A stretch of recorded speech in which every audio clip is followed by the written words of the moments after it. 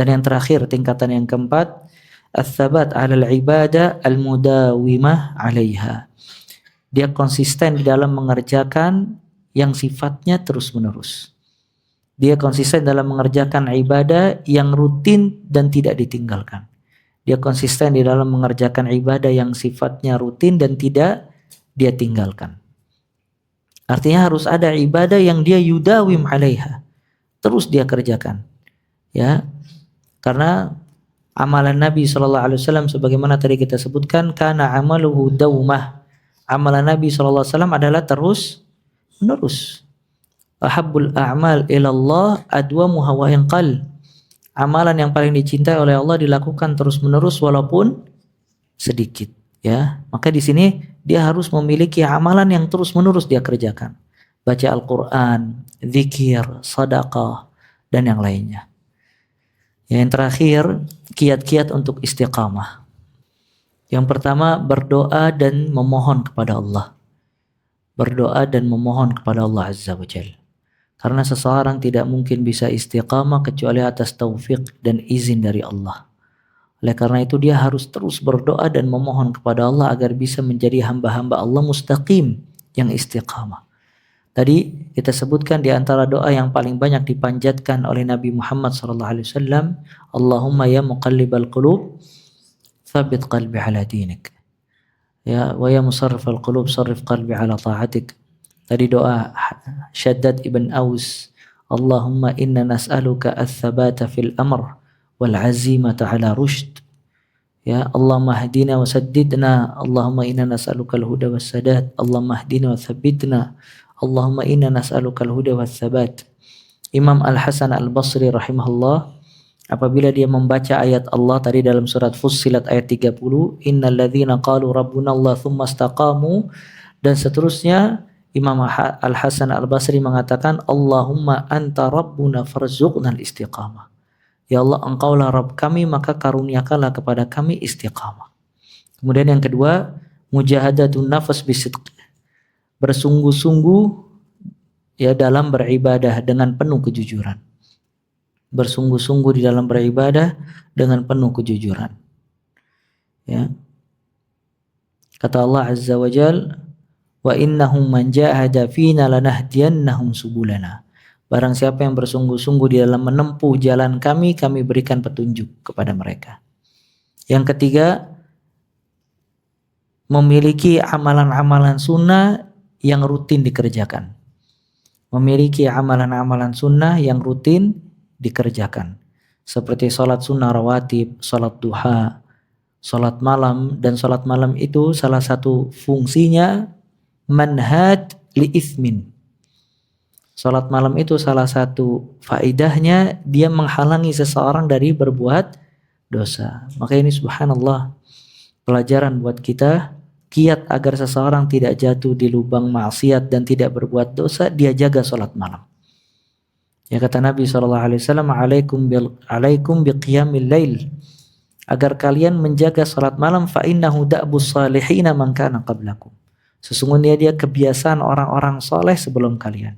Dan salah satu manfaatnya manhad li itsmin. Dia menghalangi seseorang dari dosa. Ya, ada tambahan riwayatnya cuma dhaif.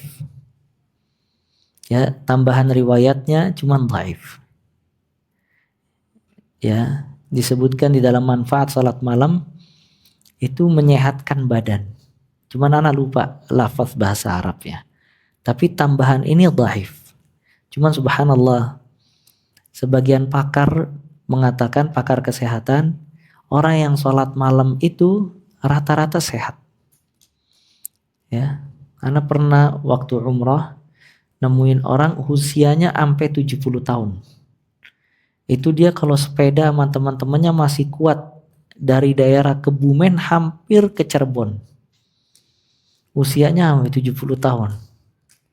Ternyata salah satu rahasianya dia selalu bangun sebelum subuh, sholat malam, sama nggak ngerokok ya. Ya, nah dia bangun selalu dari muda jam segitu. Dia mandi, dia sholat malam dan yang lainnya. Cuman Kalau di dalam hadis tambahan itu dhaif. Tapi sholat malam memiliki kesehatan. Ya. Kemudian juga di antara kiat untuk istiqamah idamatu qiraatil Quran, senantiasa membaca Al-Quran dengan tadabbur. Senantiasa membaca Al-Quran dengan tadabbur. Ya, dan yang membaca Al-Quran ya terus menerus itu terjaga dari dosa dan maksiat. Ya, apalagi dengan tadabbur. Kemudian di antara kiat untuk istiqamah suhbatus salihin, berteman dengan orang-orang saleh. Ya, karena dikatakan inna sahib sahib, sesungguhnya teman itu menarik teman yang lainnya. Inna sahib sahib. Al-mar'u ala dini khalili falyanzur ahadukum man yukhalil. Agama seseorang itu sebagaimana teman dekatnya, maka lihatlah salah seorang di antara kalian siapa teman dekatnya. Kemudian yang terakhir, di antara kiat untuk bisa istiqamah al-fikrah fil maut. Ya, dia mengingat kematian. Kalau dia tidak akan lama hidup di atas muka bumi, dia bakalan wafat. Ya, cepat atau lambat. Kalau wafat, maka tidak ada lagi yang bisa dia kerjakan dari amalan-amalan ketaatan. Kalau seandainya orang yang berbuat ketaatan ketika wafat masih menyesal kenapa dia tidak bersungguh-sungguh, maka subhanallah bagaimana orang yang meninggalkan ketaatan. Ya, maka mungkin itu aja pembahasan kita seputar istiqamah. Kita memohon kepada Allah Azza wa Jal agar Allah mengkaruniai kepada kita semua istiqamah, menjadikan hamba-hambanya yang saleh dan taat. Kita memohon kepada Allah Azza wa Jal agar Allah memberikan kepada kita hidayah, ya, menetapkan kita di atas agama dan tauhid, menetapkan kita di atas sunnah Nabi SAW, menetapkan kita di atas ketaatan, menjadikan kita orang-orang yang semakin hari semakin baik, dan kita diwafatkan di atas Islam serta di atas tauhid, dan diwafatkan di dalam keadaan terbaik di dalam hidup kita.